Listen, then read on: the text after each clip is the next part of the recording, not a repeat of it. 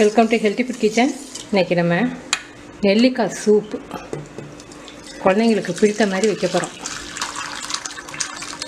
எலும்பு சூப் மாதிரி இருக்கும். அந்த நெல்லிக்காயை சாப்பிட்டு பார்த்திங்கன்னா உருளைக்கிழங்கு மாதிரி இருக்கும். அதில் இருக்கக்கூடிய அந்த புளிப்பு சுவையெல்லாம் சூப்பில் இறங்கிடும். ரொம்ப டேஸ்ட்டாக ரொம்ப நல்லாயிருக்கும். இப்போ எப்படி செய்யுதுன்னு பார்க்கலாம்.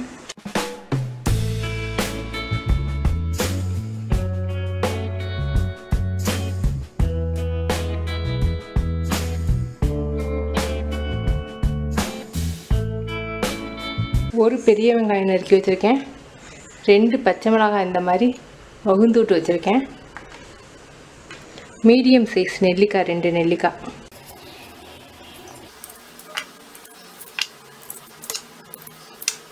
ஆனால் அந்த நெல்லிக்காய் கீத்தா போடும்போது நல்லா வெந்து மாவு மாதிரி இருக்கும். அது குழந்தைங்களுக்கு சாப்பிட விரும்பி சாப்பிடுவாங்க. கறிவேப்பிலையை ஒரு கொப்பை அப்படி எடுத்து வச்சுருக்கேன். கறிவேப்பிலை இந்த மாதிரி கொப்பாக போட்டோம்னா வதக்கிட்டு நம்ம வேக வச்சு அப்படியே கொப்பாவே எடுத்து தூக்கி போட்டுடலாம். வாசத்துக்காக கறிவேப்பிலை சேர்க்குறோம். பருப்பு தண்ணி வந்து ஒரு 50 கிராம் பருப்பை வேக வச்சு 4 கப் தண்ணி வர்ற மாதிரி இந்த மாதிரி வேக வச்சு வச்சுருக்கேன். 1 ஸ்பூன் ஆயில், மிளகு ஒரு 1/4 டீஸ்பூன், சோம்பு 1/4 டீஸ்பூன், சீரகம் ஒரு 1/2 டீஸ்பூன். இதில் ஒரு ஏலக்காய் மட்டும் போடுறேன். கிராம்பும் பட்டையும் நீங்கள் வேணும்னா சேர்த்துக்கோங்க. எங்களுக்கு அந்த சூப்பில் அந்த ஃப்ளேவர் எங்களுக்கு பிடிக்காதுங்கிறதுனால நான் சேர்க்கல. இஞ்சி ஒரு 1/2 இன்ச் அளவுக்கு எடுத்து நறுக்கி வச்சுருக்கேன். 2 பச்சை மிளகாய், வெங்காயம்,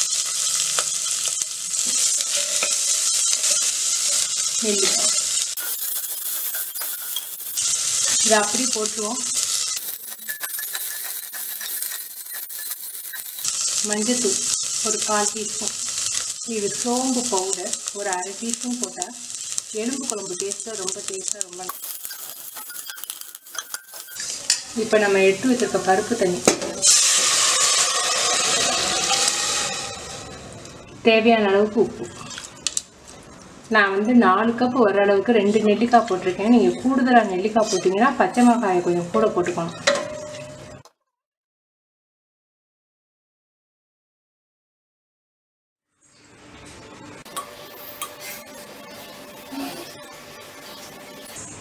நெய் 1 ஸ்பூன்.